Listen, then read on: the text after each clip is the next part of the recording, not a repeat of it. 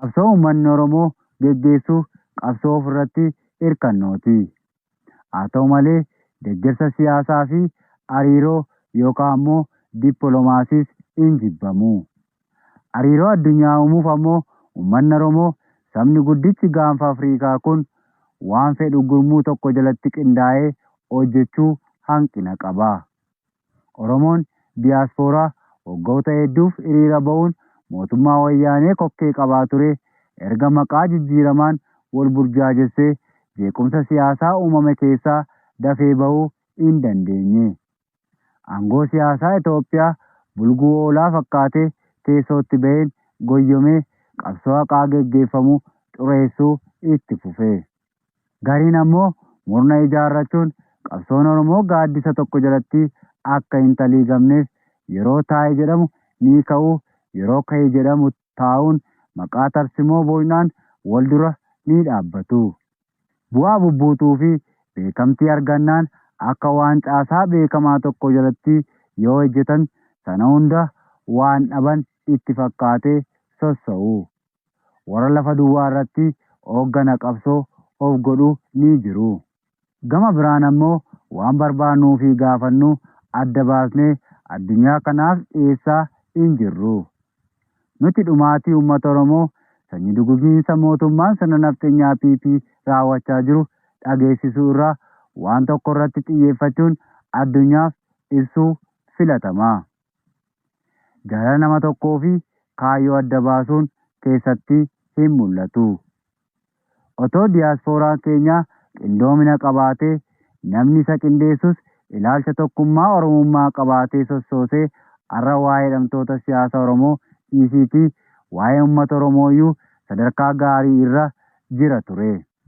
Hanqinni as keessatti mul'atu akeekaa fi galma fagoo ilaaluu dhabuudha.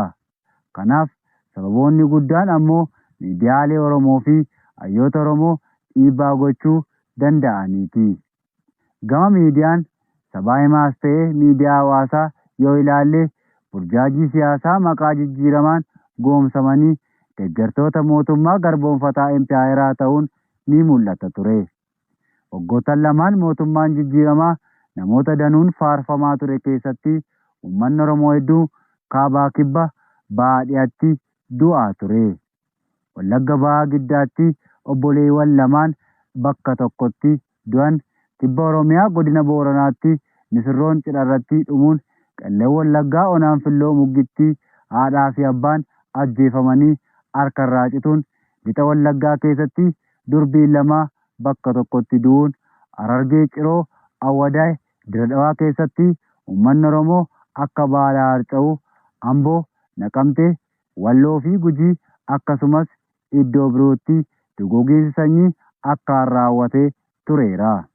Gochoonni ammeenyaa Oromiyaa bakkayyuu hidhattoota sirna nafxeenyaa PP raawwate kun ammoo uwwisa miidiyaa fi dhiibbaa uumtoota hin arganne. Diyaasporaan Oromoos abjuu jijjiiramaa keessaa hin dammaqne ture. Oromoon hayyoota qaba. Namoonni yeroo tokko tokko waa'ee hayyootaa yeroo qeeqni ka'u dubbii taasisu.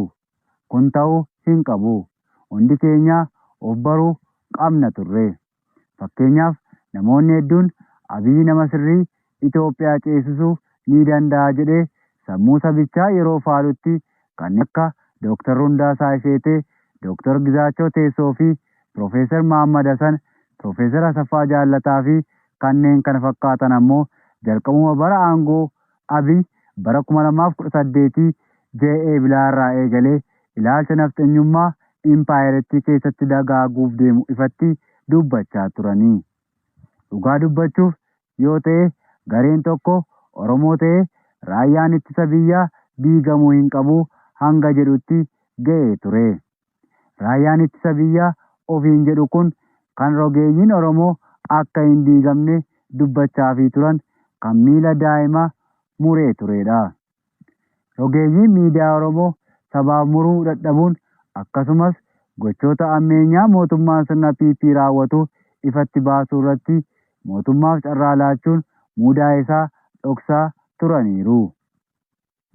Gama miidiyaalee Oromoo yoo ilaalle miidiyaan Oromoo kan saatalaayitii irra jiranii fi tamsaasa kallattii intarneetii fayyadamuun hojjetan hedduudha.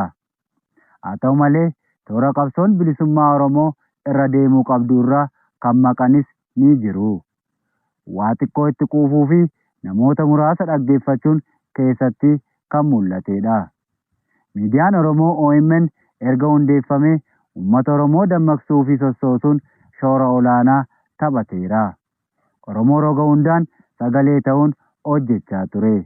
Haa ta'u malee booda irraa maqaa jijjiiramaan afaan fajjii uumame amanuun dalagaa mootummichaa leellisuu waan eegaleef gocha badii mootummichi ilmaan Oromoo irraan gahaa ture dabarsuu fi ol kaa'uu hin dandeenye. Miidiyaan abdii uummata Oromoo ta'ee dirqama irraa barbaachisu baachuu dadhabuun har'a addunyaa ragaa gochaa barbaaddutti miidiyaan dhimma keenya toora galchee dubbatu dhabameera. Uummanni Oromoos yeroo warraaqsa gocha badii mootummichaa jala bu'ee suura kaasuu fi waraabuun maxxansaa fi dhaabbilee miidiyaa ergaa ture itti dhiisee jijjiirama namoonnii fi miidiyaan gurratti duuchan fudhatee gadi taa'e. Gocha badii mootummaa fi qaamonni mootummaa fudhatan suuraa fi viidiyoon kaa'uun yookaan maxxansuun barbaachisaadha.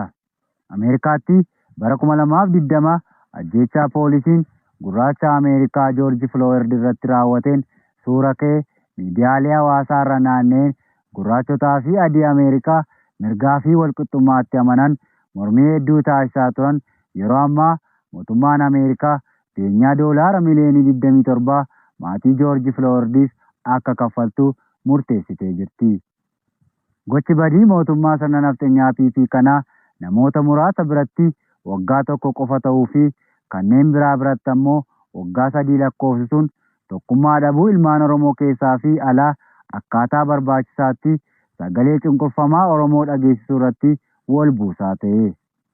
Har'a gocha mootummaan sirna PP ji'a Sadaasaa bara 2020 irraa kaasee Tigraay keessatti raawwate akkaataa isaan ittiin addunyaa kana amansiisan ilaalamuu danda'u qaba. Duguuggaa sanyii Tigraay jedhamee faarfamu kan Oromoo ol ta'e miti. Itti fayyadamni miidiyaa fi ragaa isaan miidiyaaleef laatan quunnamtii isaan miidiyaalee fi dhaabbilee mirga namoomaa waliin qaban illee daran fiixeetti akka ba'an isaan taasiseera. Inni biraan tokkummaa sabummaa qabaniin gocha ammeenyaa alagaan isaan irratti gochaa jirtu mormuun balbala mootummoota addunyaa ciccimoo rukutaniiru. Dabalataanis uummanni biyya keessaa rakkoo isaan irra gahaa jiru waan irratti raawwachaa jiru ifatti miidiyaaf saaxiluun atoomeera. Haala kanaan sagaleen uummata Tigraay baatii 3 keessatti kan ilmaan Oromoo waggaa 3 walitti fufiinsaan erga Abiy aangoo irratti ol ba'ee as bifa adda ta'een duguuggiinsa sanyii raawwate caalee argame. Walumaa galatti adeemsi nuti rakkoo keenya ittiin ifatti baasuuf hojjennu ilaalamuu fi tokkummaa keenya cimsuu caayaa tokko jalatti qabsoo keenya fiduun barbaachisaadha. Inni biraan miidiyaaleen Oromoo bu'uurarraa dantaa uummata Oromoof dhiibbaa bifa godheen hojjechuun murteessaadha. Dadammaqiinsa itti fayyadama gaazexeessaa hawaasaa kan bakkayyuu badii mootummaa argu suuraa kaasee fi waraabee yeroon ol baasu sirnaan itti fayyadamuun barbaachisaadha. Tokkummaan Oromummaa diyaaspooraa keessaa dagaaguun balbala biyyoota ciccimoo addunyaa fi dhaabbilee gargaarsa addunyaa dura dhaabbachuun duguuggiinsa sanyii Oromoo irratti raawwate ibsuun mootummaa yakkamaa kana yakka isaan akka gaafatamu taasisuudha. Inni biraan biyya keessatti lolli akka cimu gochuu fi taateewwan lolaa ammoo uwwisa miidiyaa laachuufiin hawaasa hundaan ga'uun hawaasa dadammaqsuudha. Humna yoo qabaatte faranjiinis si barbaaddi.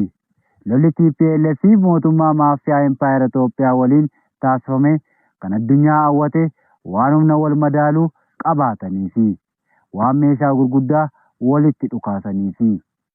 Kanaafuu nutis ilmaan Oromoo adeemsa deeggarsa sagalee addunyaa biraa argachuun mootummicha fira dhabsiisuun cinatti humna waraana keenyaa waraana bilisummaa Oromoo jabeessuun dhimma ijoo ta'uu qaba. Uummanni cunqurfamaan kan bilisa ba'uu fedhii hawwii fi kajeellaa miti. Qabsoo haqaatiin malee adeemsa qabsoo keenya ittiin fiixa baafannu ammoo sirnaanii fi yeroo isaa eegnee itti fayyadamuu qabna malee. Sagalee addunyaa irratti sabni bal'aan dhabee deebisnee akka baroota darbaniitti sagalee itti horuu danda'uu qabna. Gaanfa Afriikaas ta'e Impaayera Itoophiyaa keessatti gaaffiin Oromoo otoo deebii hin argatiin nagaa fiduun akka hin danda'amne addunyaa beeksisuun mootummaa bulchiinsa Abbaa Irree dhiiga ilmaan Oromoo lafatti dhangalaasaa jiru mana murtii yakka addunyaaf akka dhiyaatu dhiibbaa gochuu jabeessanii itti fufuun gaariidha. Gama keenyaan miidiyaan Oromoo, hayyoonni Oromoo, rogeeyyiin, hawaasni Oromoo, barattootaa fi hojjettoonni cunqursaan uummata Oromoo dhaabbachuu qaba jedhan cufti qabsoo bilisummaa Oromoof duuluun mirga boortaa hin cabne dippiloomaasii jabaallee boortaan haa deebifannuun dhaamsa keenya xumuraati. Egaan dhaggeeffattoota keenya kabajamoo qophii addaa dhimma sagalee dhabuu uummata Oromoo fi tokkummaa Oromummaa dhabuu diyaaspooraa Oromoo dhageettii Tigraay baatiiwwan 3 keessatti jedhu qopheessee ogeessota raadiyoo irraata biyyoolessa Oromiyaa waliin kan isiniif dhiyeesse